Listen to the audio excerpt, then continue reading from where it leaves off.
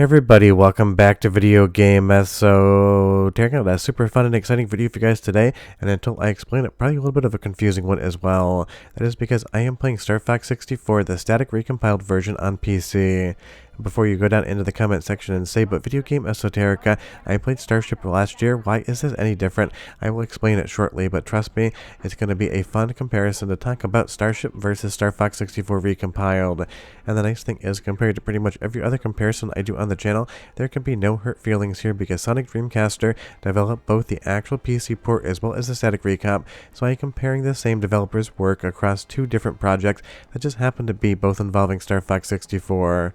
Before we get too far involved though, do me a huge favor down below, hit like and subscribe and ring that notification bell, definitely helps us out. And if you feel so inclined and want to support the channel, we got a Patreon link down below as well. But the number one way these things differ in how they actually perform is going to be visually. I'm going to explain that as we move along. But it definitely gets a little bit complicated, and I will try to break it down into the most casual conversation I possibly can. Something like Starship is going to be using a set of libraries called libultraship, where this is going to be using N64 Recomp and RT64. There's different tool sets to be able to get these games from their native N64 decompiled code running on PC. Now the nice thing about this new version Recomp is it's going to be available for Linux, Mac, and Windows right off the top with a bunch of different renderers depending on the platform you're on. DirectX 12, something like Vulkan, you have options here and that is nice. Now take a look at the lava below you, and that lava on Starship would refresh at 30 frames per second, and it would have kind of a staccato movement to it. I don't think it looked bad whatsoever, it was just a particular vibe, but here in the new Recomp version of the game, with interpolation, you're getting this running at 60 frames per second, so it is just a way more fluid experience. Pun not intended because lava is a fluid, but it works there, so why not? Now moving over to Starship, you're going to see the lava does have a different feel to it. The ship and everything else seems to move a little bit faster, at least visually, than the lava is refreshing. And that is kind of a cognitive dissonance. When your eye sees two different rates, you're not quite sure why it kind of feels slightly jarring, but it is one of those things. It is noticeable even if you can't put it to words, but it's definitely something that your brain and your eye are going to notice. So as far as RT64, I will explain it in just a few moments so I can kind of go over more of what it does, and it can be a little bit hard to see when we're actually on YouTube and it has compressed, but you're going to see a natural film-like grain over a lot of the footage here, kind of like silver halide crystals on an actual film stock. Some N64 games would feature this, and if you watched my Mr. FPJ N64 core testing video, you'll remember we were going over the VI pipeline implementations and how every single step kind of made that classic quote-unquote N64 look.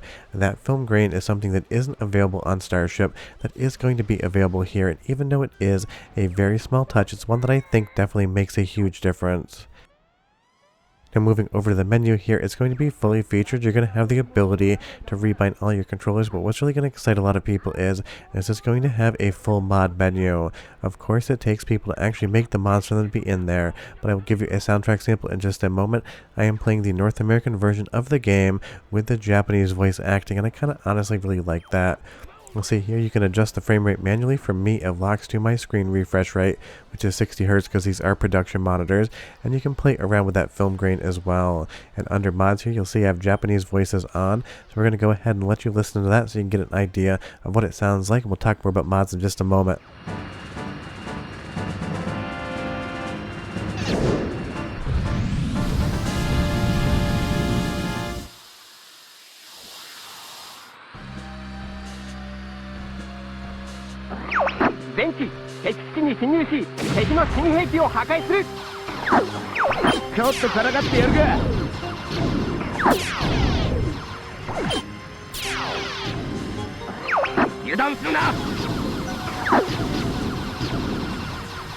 Now not only is it fun to actually get the Japanese voice acting in the North American version of the game, because I would say it definitely is better. It shows that mod support is there, and there's going to be other mod support as well. Now of course people are going to have to actually make those mods for the game, but you're going to be able to do code mods where you can actually inject code in to kind of modify the game's behavior. Now there isn't really anything for me to test on that front. It is just something that will be working in the future, and you'll also be able to get texture pack support, and that just is a lot of fun. But look at this black in the background here. Look at the black on the screen. You can see the film grain now. I'm going to let you kind of stare at it as we move into the actual soundtrack sample, because the first one was for voice acting, and I would say the audio quality here on the Recomp is 10 out of 10, so listen, and I'll be right back with a lot more details.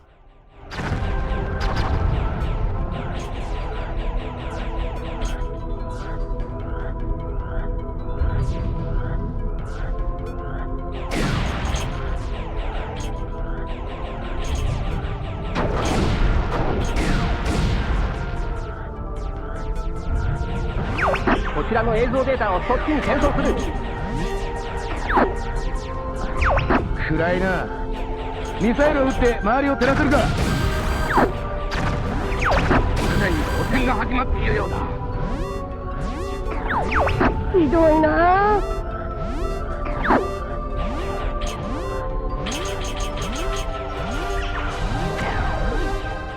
I mean, that honestly sounds outstanding to my ears and slightly better than Starship, but you leave me a comment down below and you let me know what you think. And as far as N64 Recomp as a tool is concerned, that one was made by Wise Guy. What it does is it takes the decompiled code and it is able to recompile it. Now, I understand that this gets a little bit confusing to people, and it's one of those things I try not to go into too much technical detail because I feel like I genuinely do lose people at that point in time. But the PC port is basically going to result in code that a human could sit down and read, where something like the N64 Recomp code is not going to be quote-unquote human readable. That doesn't mean that you can't understand some of it, but isn't really a quote-unquote coding language that you would use if you were sitting down to deal with other things.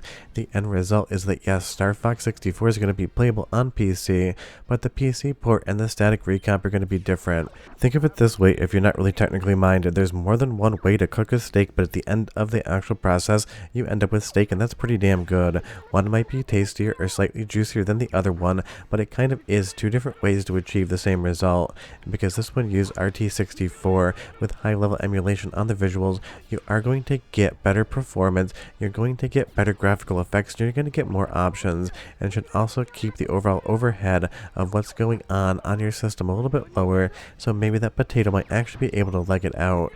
And as far as the current features available, you're going to see there you have the DirectX 12, the Vulkan, on the Apple side of things Metal, so you're going to have a very good experience with this on Apple, and that is going to be something that not every single project on the N64 to PC front is actually going to provide.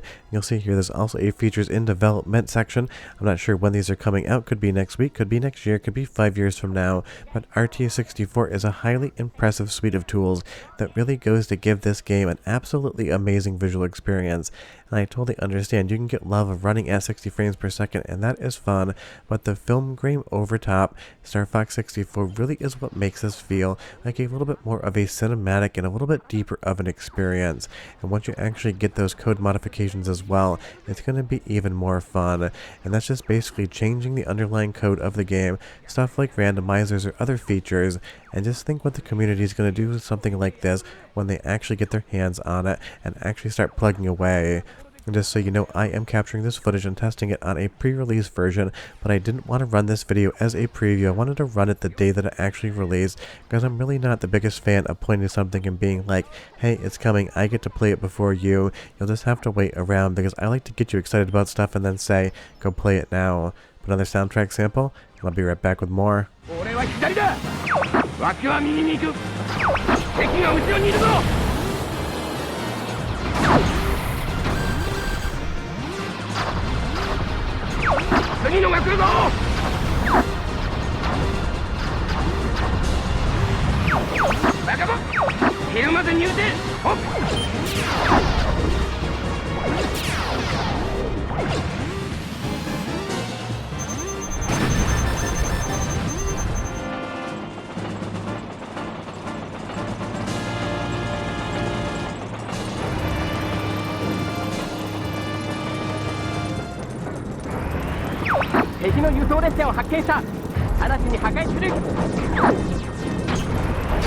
I know in most videos I say I absolutely have a tin ear, and it is hard for me to hear the audio differences between one source and the other, but I did go back, and it's not in the edit, and listen to Starship versus the Recomp, and I will say you're just getting clear audio here, and I think it does make a big difference.